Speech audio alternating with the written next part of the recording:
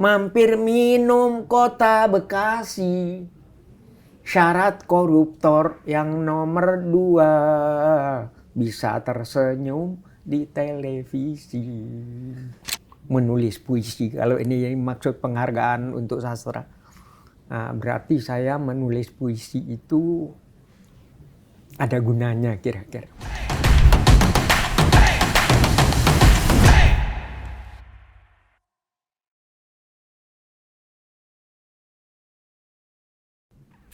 Halo teman-teman, kembali lagi di podcast Bareng Orang Hebat bersama saya Putri Windasari. Seperti biasa ya, kita akan hadirkan orang-orang hebat, orang-orang terpilih yang sudah memberikan kontribusinya bagi dunia dan tentunya bagi negeri ini dan sudah mendapatkan pastinya penghargaan dari Ahmad Bakri ke-20 tahun 2024. Mungkin sekedar informasi sedikit ya sebelum saya perkenalkan siapa orang hebat pada hari ini, bahwa penghargaan Ahmad Bakri ini diberikan kepada tokoh-tokoh terpilih seperti yang saya sampaikan tadi yang sudah berkontribusi bagi dunia dan juga bagi negeri ini.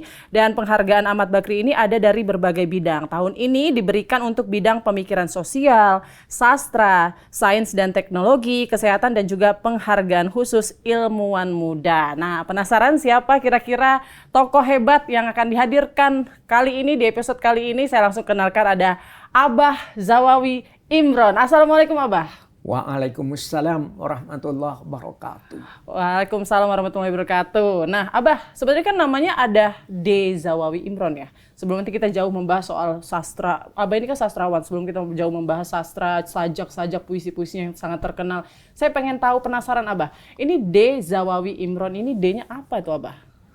Ya, untuk sementara sejak dari tahun 80 sampai sekarang D itu masih aku rahasiakan. Jadi D itu dirahasiakan gitu ya? Katakanlah sementara begitu. Nanti mungkin bisa dibuka. Apa itu, mungkin apa, datuk, Ya, daeng bukan ya? Ya bisa apa saja. Bahkan pakai leluconnya orang Madura, D itu bisa dulmo orang itu. Jadi sampai saat ini masih dirahasiakan. Berarti enaknya manggilnya Abah aja nih. Ya. Abah. Untuk sementara sebut saja itu D itu bagian dari aurat. Oh, oke. Ada, kalau aurat kan tidak boleh dibuka, tidak boleh orang tahu yang namanya aurat. Jadi hanya Abah yang D tahu. itu namaku yang termasuk aurat.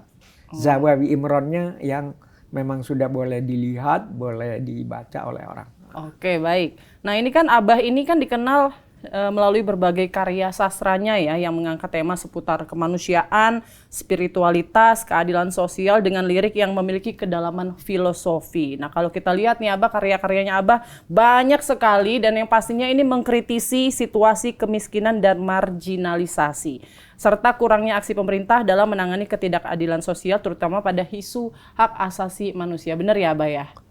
Ya, tapi aku sampaikan dalam bentuk puisi. Ya, jadi, kenapa aku memilih puisi? Karena ingin bersedekah dengan bahasa yang indah.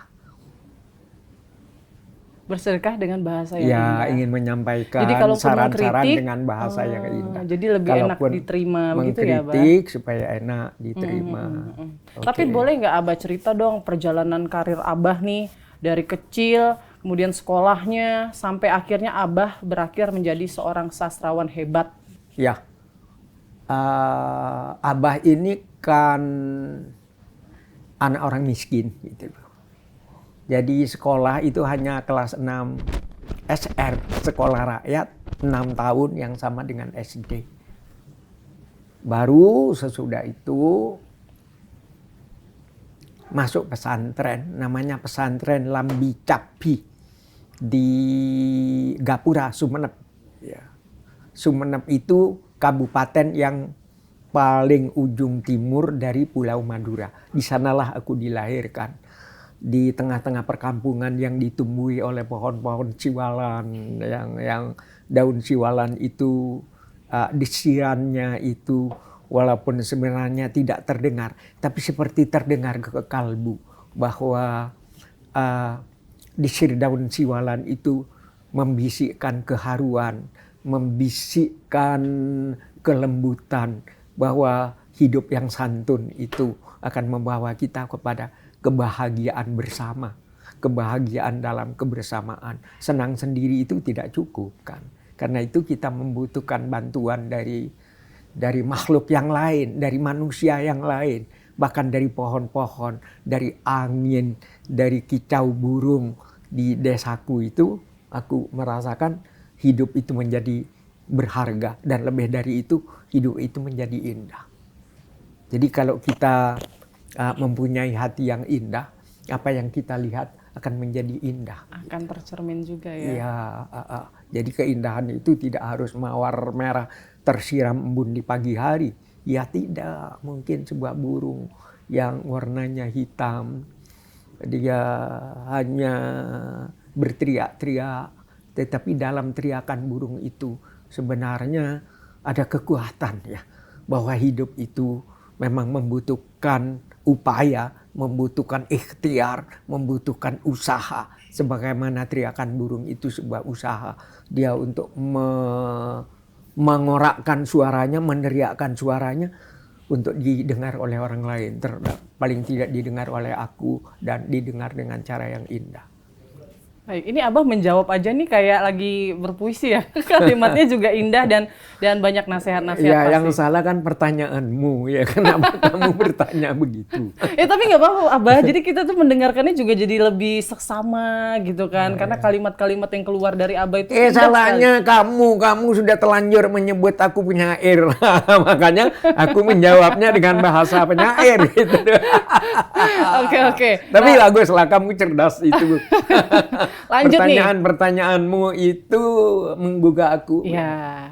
Selain memang Jadi kamu, nostalgia ya Abah. ya, selain masa kamu kecil. memang cantik ya, kecantikanmu itu kan sebuah suguhan yang menenteramkan hati Abah gitu loh kan. Alhamdulillah kalau misalnya menenteramkan. Sehingga- Kalimat Abah mungkin menyejukkan ya. Ya, masa mungkin orang yang cantik tersenyum lagi di depan Abah, kemudian Abah ngomong bahasa yang tidak indah, itu kan tidak benar. Oke Abah. Oke.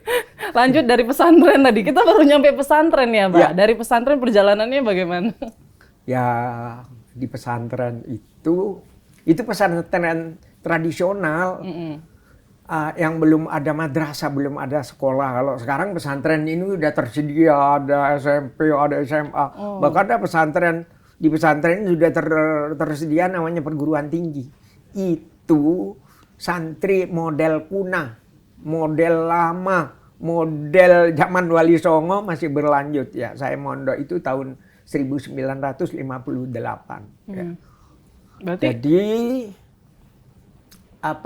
dalam mengaji saja itu menggunakan lagu-lagu. Misalnya ya ketika kita sekarang memberi makna alhamdulillah.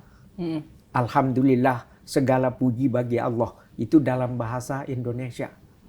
Tapi pada zaman itu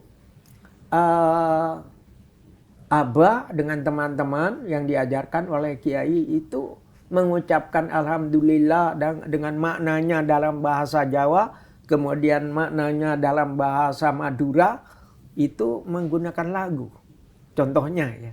contohnya Abah. Alhamdulillahi utawi sake puji iku kagungane Allah, tining sateja puji paneka kagungana Allah. Begitu. Dan selanjutnya kalau dibaca semua itu tidak habis waktunya kita. Tapi itu contohnya. Oke. Terus akhirnya Abah bisa punya banyak ide-ide, itu muncul dari mana membuat Ya puisi? belum ide-ide waktu Abah mondok itu di pondok ada kegiatan membuat syair dalam bahasa Madura. Syair dalam bahasa Madura. Di antara syair yang itu misalnya contohnya ya sama dengan syair dalam bahasa Melayu itu a. Contohnya misalnya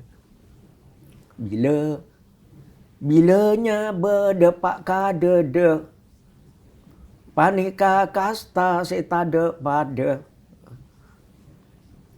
Itu kalau diterjemahkan, kalau sudah nyawa di tenggorokan, itulah penyesalan yang penyesalan yang dalam bagi manusia kalau sudah mati. mau berbuat baik sudah tidak mungkin lagi. Karena itu dalam interpretasi puisi syair itu bahwa kalau berbuat baik jangan menunggu ketika kita sudah dekat kuburan, ya, tapi berbuat baik ketika masih gagah, Masih ketika hidup. masih cantik, masih sehat itu. Abah juga terpengaruh oleh pembuatan puisi-puisi yang ditulis oleh Kiai, oleh Gus, putranya Kiai atau teman-teman yang lebih tua. Tetapi Abah mencoba menulis puisi syair itu dalam bahasa Madura, tapi begitu diperlihatkan kepada Ustadz, itu ditertawakan. Ya. Kenapa, Abah?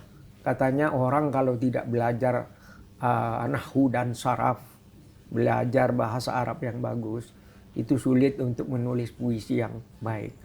Itu Abah frustrasi, merasa mangkel kepada Ustadz itu. Jadi ada rasa mangkel. Karena itu saya tinggalkan nulis syair dalam bahasa Madura. Saya sendiri lain dari teman-teman, saya menulis dalam bahasa Indonesia. Itu maksudnya tidak lain supaya tidak bisa disalahkan oleh guru dan teman-teman gitu loh. Kan guru sendiri tidak pernah sekolah di SD, Ustadz itu, jadi tidak tahu bahasa Indonesia. Jadi aku nulis dalam bahasa Indonesia. Jadi biar dia nggak bisa menilai ya bahasa Satu tahun setengah di mana? Di pesantren, pulanglah aku. Dan itu di pesantren itu makannya 1 kali 1 hari. Karena orang tua saya miskin sekali. Miskin secara ekonomi, tapi kan kaya akan ilmu. Ya, kemudian pulang, itu saya diminta mengajar di sebuah madrasah. Tapi keinginan untuk menulis puisi, menulis sastra itu terus berkobar dalam hati. Bahasa yang indah itu, ya. Ingin berucap, kalau mengucapkan kata-kata itu dirasa oleh orang itu enak. Baik berbicara dalam bahasa Madura, berbicara dalam bahasa Indonesia, diusahakan bahasa yang enak didengar orang. Ya. Apalagi memang dalam syair-syair Madura atau pantun-pantun Madura yang lebih benar, pantun-pantun Madura itu banyak banyak ucapan-ucapan yang menggetarkan. Ya, contohnya ya. Begini. Sebentar, aku ingat dulu. Buah mentimun. Lupa sebentar. Ya, Nanti bisa. nggak apa-apa. Buah mentimun, buah labu. Buah yang merah, namanya saga. Mencium tangannya ayah dan ibu, akan terasa harumnya sorga. Indah sekali ya, Pak. Ya, itulah. Akhirnya kemudian bertemulah dengan di majalah, di koran, puisi-puisi yang tidak terikat oleh bunyi gitu loh. Yang namanya puisi modern macam Hairil Anwar, Rendra pada saat itu ya. Mencoba-coba menulis waktu itu. Mencoba-coba, akhirnya ya hampir tiap hari itu menulis. Cinta kepada Nabi misalnya. Dan itu Abah pada tahun 1965 itu kan merantau. Zaman G30 SPKI itu merantau ke Banyuwangi, ikut bapak ya. Ikut bapak bekerja di sana, berjualan, berdagang. Kemudian ketemu dengan teman-teman seniman di sana. Wah, tambah. Kemudian satu saat rindu kepada ibu. Yang mencoba menulis puisi makanya puisi ibu itu dikeluarkan. Itu tahun 1966 puisi ibu. Dan sekarang ada di buku Cerdas-Cergas Pelajaran Bahasa dan Sastra Indonesia yang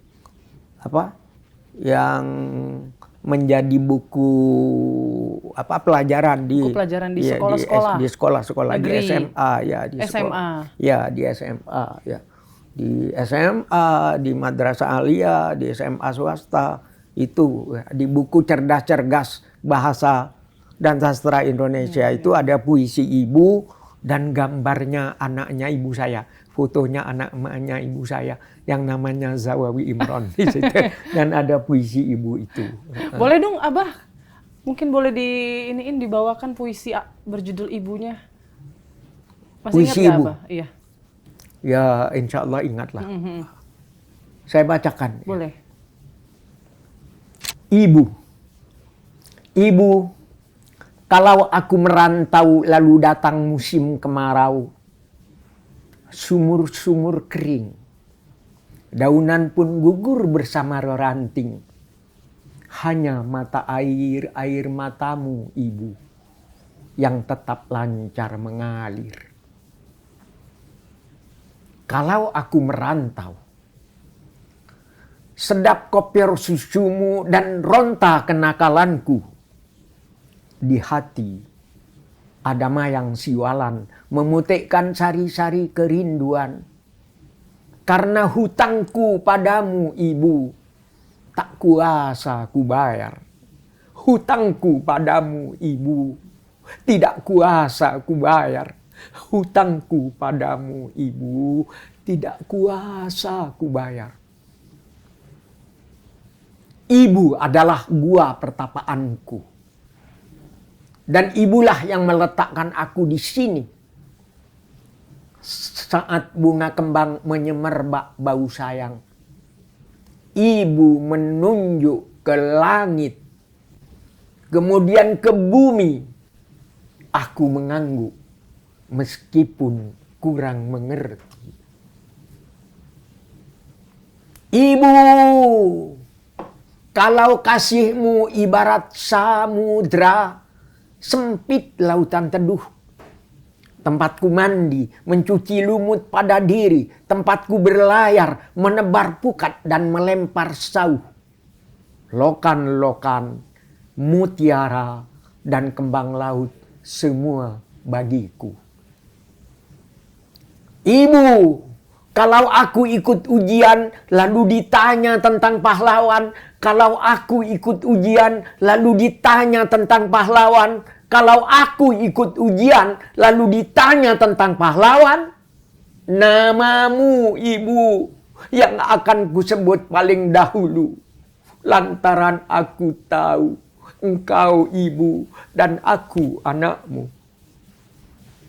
Kalau aku berlayar lalu datang angin sakal, Tuhan yang Ibu tunjukkan sudah kukenal.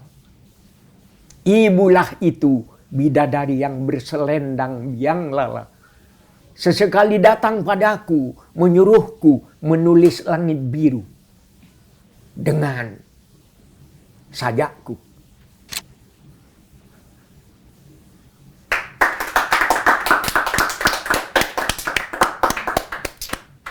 Susah ya, maksudnya merangkai katanya saja, belum lagi nanti membawakannya ya Abah. Kan itu kan perlu penghayatan ya Abah. Gak bisa baca begitu saja, kalimatnya sudah indah, penghayatannya indah. Indah sekali semuanya Abah. Tapi nggak cuman, setahu saya nggak cuman puisi ibu ya Abah. Tapi ada juga puisi-puisi rindu, ataupun juga banyak puisi-puisi Abah lagi yang di zaman anak sekarang itu banyak juga yang menyukai karya-karya Abah. Nah, komentar Abah? Ya karena mungkin saya menulis puisi itu dengan kejujuran nurani lah. Dengan rasa ya? Ya dengan rasa. Dan kalau ingin berkomunikasi dengan orang dengan cara yang indah. Sehingga ada puisi saya yang sekarangan ini. Ketika saya bacakan di depan Presiden, di depan Pak Jokowi juga bertepuk tangan gitu. Puisi itu judulnya Telur. Mau dengar? Boleh. Ya. Tahu telur kan? Tahu. Ya. Judulnya Telur. Begini bunyinya. Telur. Dubur ayam yang mengeluarkan telur itu lebih mulia dari mulut intelektual yang hanya menjanjikan telur. Selesai. Ini bagus sih, agak sarkas ya sebenarnya ya, gitu. Ya. Tapi beliau bagus. senang sekali tepuk tangan ya. Bisa dilihat di YouTube ya. Bisa dilihat di YouTube waktu saya pidato kebudayaan di di kantor Kemendikbud di dekat sini, Jakarta di Senayan. Itu gitu kan loh, kritik ya. sebenarnya ya, Abah. Ya, tapi karena disampaikan dengan hati yang ikhlas, tidak maksud menyakiti. Ya. Jadi presiden Tidak begitu tersinggung. aku turun, bukannya tidak tersinggung, beliau datang menyalami saya gitu loh. Bagus. Itulah pentingnya sastra. Jadi bagaimana sastra itu, ya kalaupun mengkritik tidak hanya menyakiti yang dikritik, tapi kritik yang paling bagus itu yang bisa menyadarkan orang yang dikritik itu menjadi sadar dan menjadi menjadi lebih tenang, lebih ingin untuk mengapresiasi kata-kata yang penuh hikmah itu. Ini kan nggak mudah sih sebenarnya, nggak tahu ya, mungkin buat Abah sekarang mudah lah ya untuk membuat kalimat-kalimat indah itu. Tapi awal mulanya pasti tidak semudah ini dong Abah. Abah terinspirasi dari mana? Atau mungkin belajar? Ada gurunya juga nggak yang mengajari Abah dulu? Benar-benar mengajari ya, bukan mengkoreksi ya seperti yang Abah bilang tadi. Abah sendiri kan tidak ingin membuat puisi, menjiplak puisinya orang lain. Bahkan tidak ingin meniru gayanya orang lain. Karena itu ya dicari ya. Semacam modus, semacam cara, semacam gaya, gaya tersendiri yang memang milik Abah itu. Kan Tuhan itu sumbernya ilham kan begitu. Jadi kalau kita minta kepada Tuhan dan benar-benar berusaha ikhtiar, kemudian kita diberi cara oleh Tuhan untuk menyusun kalimat-kalimat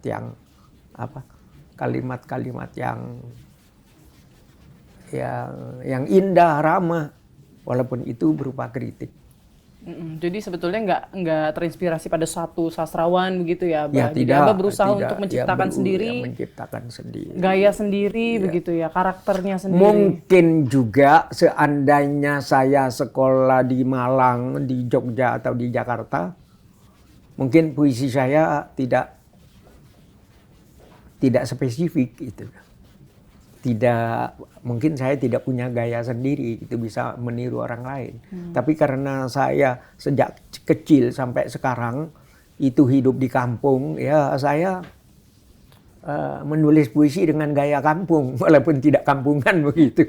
Justru malah jadi lebih banyak yang disuarakan nggak sih Abah? Karena kita mungkin dari kampung, daerah yang banyak kekurangan mungkin, yang bisa jadi inspirasi kita untuk menyuarakan judul ataupun juga puisi-puisinya gitu. Iya, tapi juga ketika Abah pergi merantau, pergi ke tempat lain, ternyata ditemukan keindahan di tempat lain. Salah satu contoh, saya menghadiri pertemuan sastrawan Nusantara II di Taman Ismail Marzuki, Jakarta bulan Desember 1979. Ya, waktu itu sangu mepet, jadi ikutnya kereta gaya baru selatan yang tiba-tiba ada hujan lebat ya, tiba di selepas Cirebon menuju ke Purwokerto itu ya lewat selatan kan. Itu ada hujan lebat sehingga tiba di antara Cirebon dan Purwokerto ya, yang kemudian baru tahu bahwa tempat itu namanya Bumiayu. Bumiayu ya, kereta itu berhenti agak lama di situ. Jadi antri atau apa, terjadi apalah itu dalam hujan lebat itu. Dan kemudian hujan itu reda dan Abah melihat pemandangan dari kereta itu, ada sungai kecil, sungai kecil. Tiba-tiba Abah ingin menulis puisi tentang sungai kecil itu, dan ternyata menjadi inspirasi. Tertulislah puisi yang judulnya Sungai Kecil, dan ini terdapat pada buku Abah yang judulnya Bulan Tertusuk Lalang itu. Oh iya, bulan tertusuk ilalang. Ya, ya itu di situ tertulislah puisi Sungai Kecil. Boleh aku baca? Boleh Ya, Abah. ya. Ya bentuknya tidak seperti umumnya puisi, ya seperti orang ngoceh gitu saja. Tapi orang banyak menyukainya. Begini, sungai kecil, sungai kecil, sungai kecil. Di manakah engkau telah kujumpa? Antara Cirebon dan Purwokerto atau hanya dalam mimpi? Di atasmu batu-batu kecil sekeras rinduku. Dan di tepimu daun-daun bergoyang menaburkan sesuatu yang kuminta dalam doaku. Sungai kecil, sungai kecil. Terangkanlah kepadaku di manakah negeri asalmu. Di atasmu akan kupasang titian bambu agar para petani mudah melintasimu. Dan akan kubersihkan lubukmu agar para perampok yang mandi di situ merasakan juga sejuk airmu. Sungai kecil, mengalirlah terus ke ronda dadaku. Dan kalau kau capek, istirahatlah dalam tidurku. Kau yang jelita, kutembangkan buat kasihku. Apa? Ini bulan ditusuk ilalang. Ini Di dalam bulan tertusuk ilalang ada puisi judulnya Sungai Kecil. Sungai Kecil. Karena di situ saya ingin menghargai manusia sehingga para perampok yang mandi di situ pun di Sungai Kecil itu merasakan sejuk air. Sehingga dengan kesejukan air itu dia bisa menyadari kesalahannya, bisa bertobat dengan Tuhan, bisa bersaudara dengan saya kembali, sehingga dia menjadi manusia yang dimuliakan oleh Tuhan dan dimuliakan oleh manusia yang ada di dunia. Itu nikmatnya jadi penyair kan gitu. Baik, bisa memaknai hal-hal kecil yang mungkin baru tidak harus tentang orang-orang gede kan. Jadi pahlawan-pahlawanku itu ya.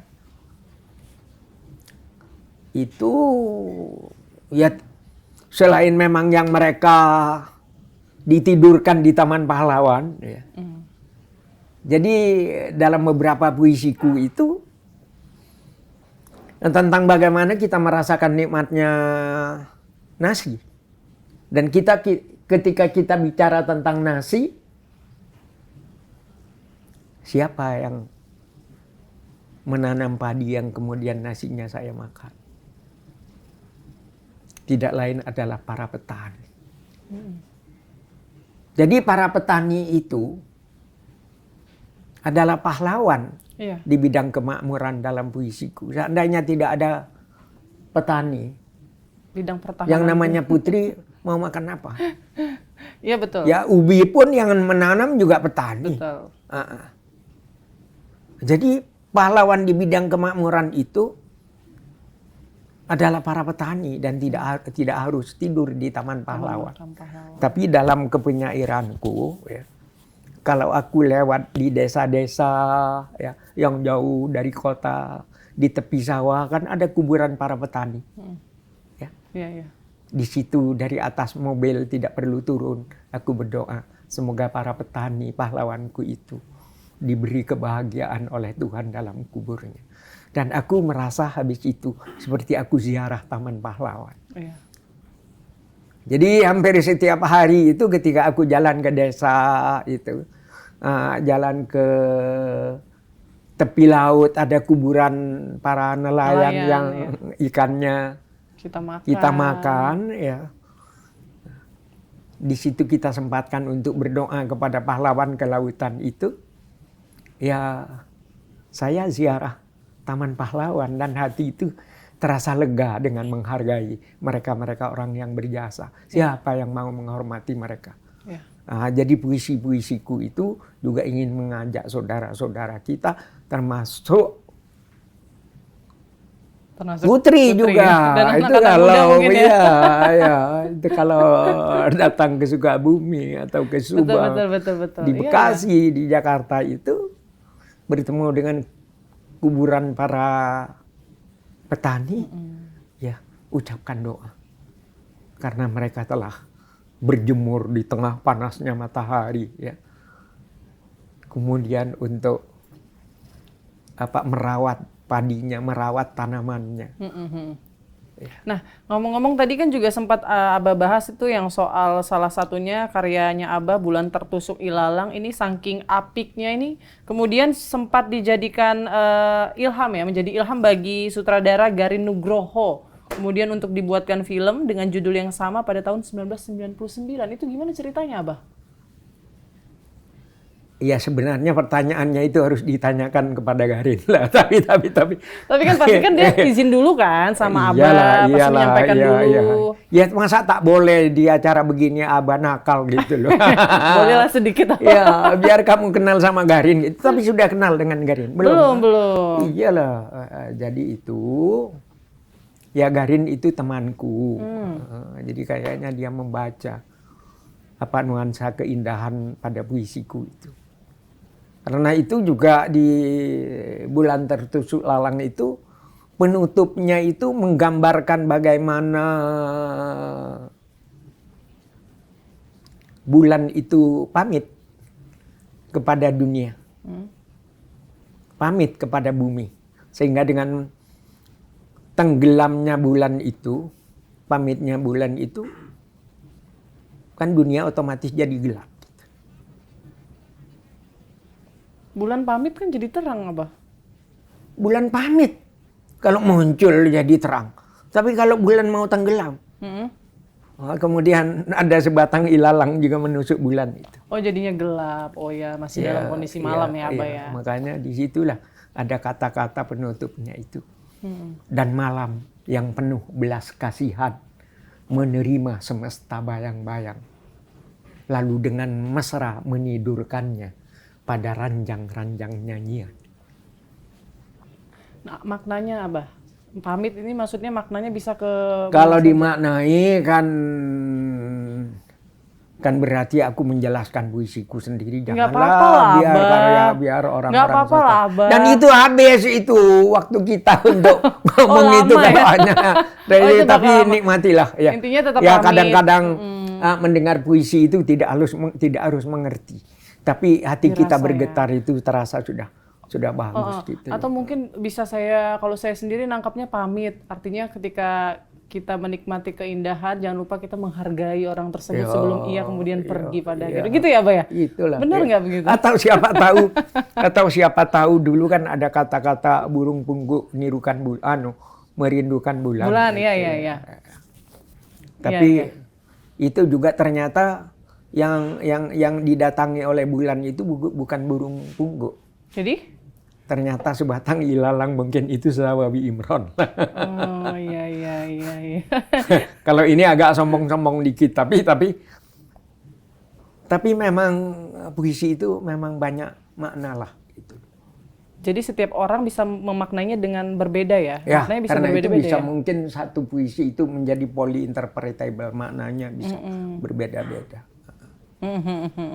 Jadi dengan demikian karena puisi itu mempunyai banyak makna, disitulah terselip hikmah. Di sela kata dan kata itu ada hikmah. Mungkin juga doa. Ya, mungkin juga doa. Hikmah, pesan, doa. Ya. Bisa tersirat semuanya di dalam puisi ya, Abah. Lanjut. Oke. Mau berhenti atau mau lanjut? Kirain Abah masih mau ngomong lagi. Oke, Abah. Ini kan walaupun puisi-puisi Abah ini kan puisi-puisi lama ya, Abah. Tapi ternyata kan banyak juga anak-anak muda. Ada puisi yang baru juga. Tapi yang dikagumi itu justru malah puisi-puisi Abah yang dulu-dulu. Maksudnya anak-anak muda zaman sekarang ternyata sampai sejauh itu loh. Mungkin mencintai karya-karya Abah gitu. Karena mereka tidak dengar. Kadang-kadang Abah bikin puisi yang lugas juga. Yang cocok untuk anak muda itu masa kini. Nah itu, pesannya apa? Mungkin ada puisi buat anak muda? Misalnya. Itu bisa dinyanyikan oleh anak muda dengan gaya apapun. Buah delima buah kopior, karung goni pembungkus nangka. Syarat utama jadi koruptor, harus berani masuk neraka. Abah bikin juga puisi milenial. Naik motor keliling Jawa, mampir minum kota Bekasi. Syarat koruptor yang nomor 2, bisa tersenyum di televisi. Oke, yang ketiga apa? Uang suap, uang pelicin, disebut juga uang siluman. Karena korupsi rakyat miskin, koruptor kaya 7 turunan. Ada lagi? Apa? Menanam kopior bukit menoreh, yang sebiji tanam di talun. Agar koruptor dianggap saleh, naik haji setiap tahun. Abah keren kritiknya, tapi juga apa ya? Burung punggo, Oh masih ada. Sampai berapa nih Abah? burung punggo dari Cianjur, ngejar gelate menuju Bogor. Sebelum duduk terkenal jujur, setelah dilantik calon koruptor. Kita tungguin ya, mungkin masih ada lagi. Anak kancil hutan gelugur, ikan sepat masak di kompor. Orang kecil wajib bersyukur karena tak sempat jadi koruptor. Benar-benar. Kayak petani-petani penangkap ikan pahlawan itu bisa koruptor dari mana dia? Iya. Gitu loh. Ya benar. Ya harus bersyukur ya Abah. Iyalah, aku juga bersyukur karena tidak jadi koruptor, karena belum ditangkap. Tapi apa yang mau aku curi dari mana gitu loh kan gitu. Benar. Jadi apa nih pesan-pesannya buat mungkin anak-anak muda yang juga suka sastra nih? Ya mereka harus bangkit dengan intelektualitas juga, karena penyair juga harus intelektual, harus bisa membaca zaman, harus bisa memacu zaman, harus bisa memacu masyarakat gitu. Tetapi juga di dalam sastra, dalam puisi itu ada intuisi, ada perasaan indah, ya. Ada perasaan indah. Jadi ada penyair dari Libanon mengatakan, barang siapa dalam dirinya tidak punya rasa keindahan, dia tidak akan bisa melihat ciptaan Tuhan itu sebagai sesuatu yang indah. Jadi membersihkan hati, agar hati itu bersih dan indah. Dan dalam puisi Bugis juga, hati yang bersih, hati yang indah itu menjadi penting. Di Bugis itu ada nawa-nawa 47 namanya. Meluruskan tujuan hidup. Itu katanya dalam puisi orang Bugis itu, akinin nawa patujukoh, memadeceng kalawingati. Berpikirlah kamu dengan hati yang jernih, maka kemuliaan akan menyelimuti hatimu. Jadi hati yang diselimuti oleh kemuliaan mudah akan melahirkan kata-kata yang bersih, yang bisa menjadi inspirasi, menjadi ilham, menjadi hikmah bagi orang banyak. Jadi pada zaman apapun, hati yang bersih itu tetap diperlukan. Gara-gara zaman menjadi modern, menjadi milenial, hati yang bersih menjadi tidak penting. Tidak dong. Ya tetap penting dong, sebab hati yang bersih itu, dengan hati yang bersih, seujung rambut pun kita tidak ingin menyakiti orang lain.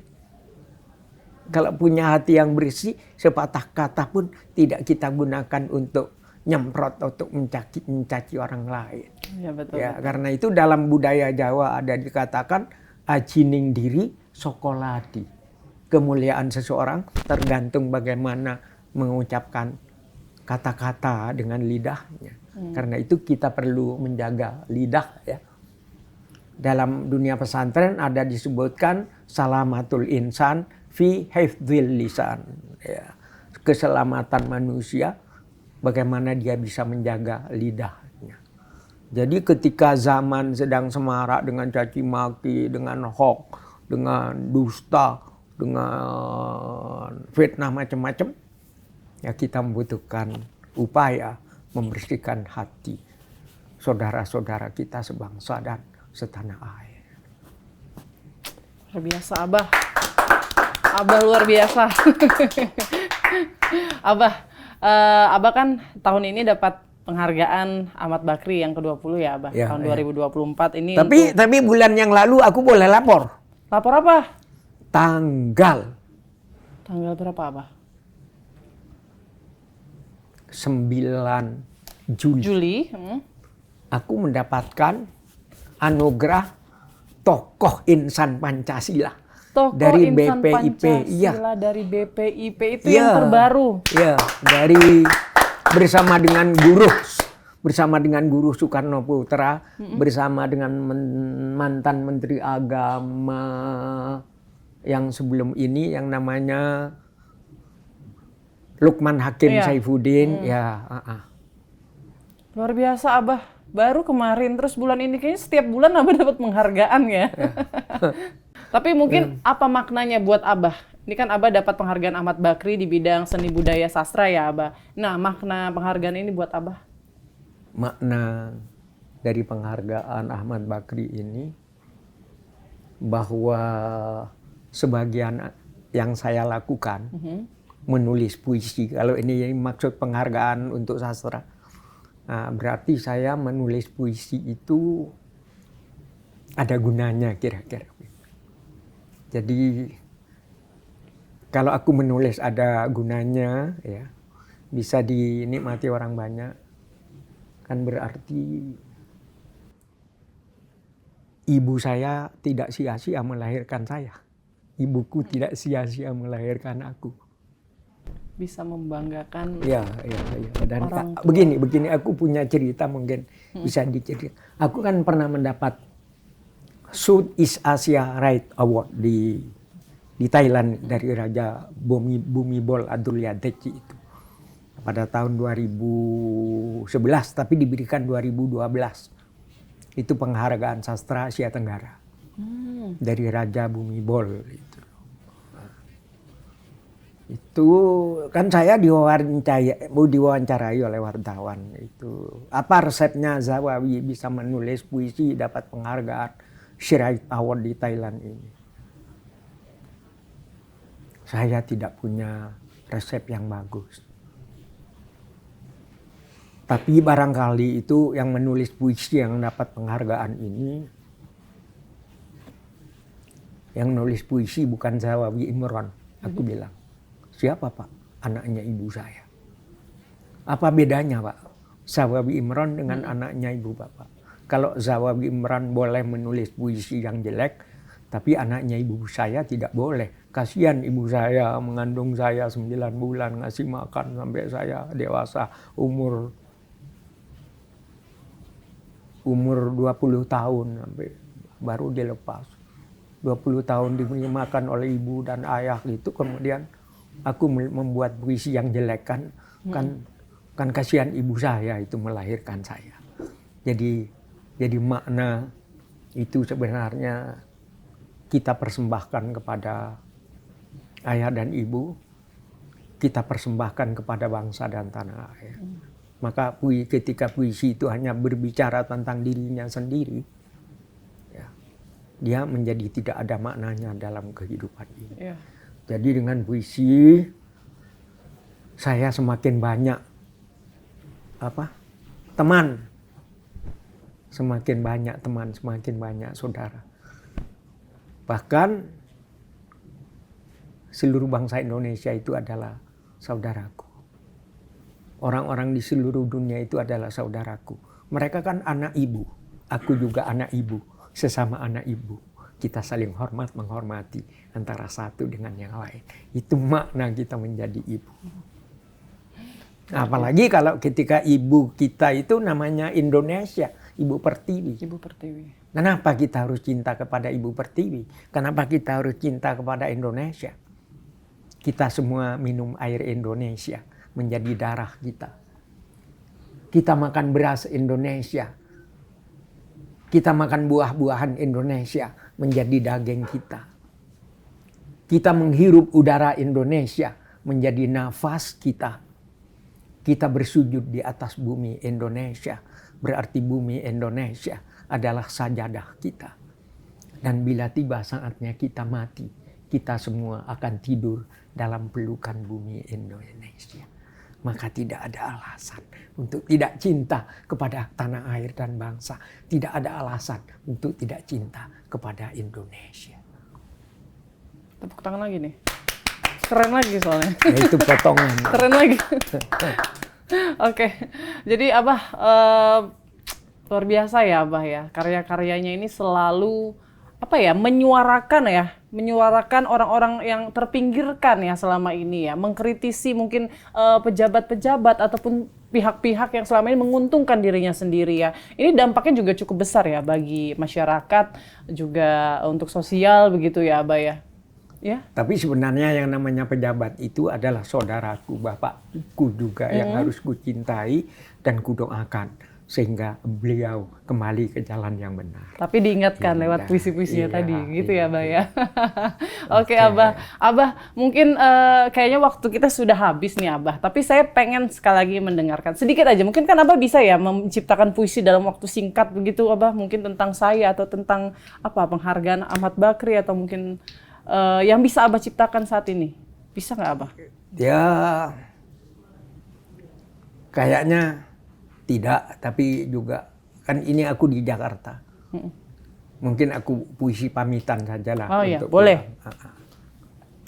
Jakarta, cintaku. TV-nya TV apa ini? TV One. TV One sayangku. Jejakku ku tinggal di sini. Juga untuk kamu juga. Putri. Putri, jejakku ku tinggal di sini. Tapi senyummu ku bawa pergi.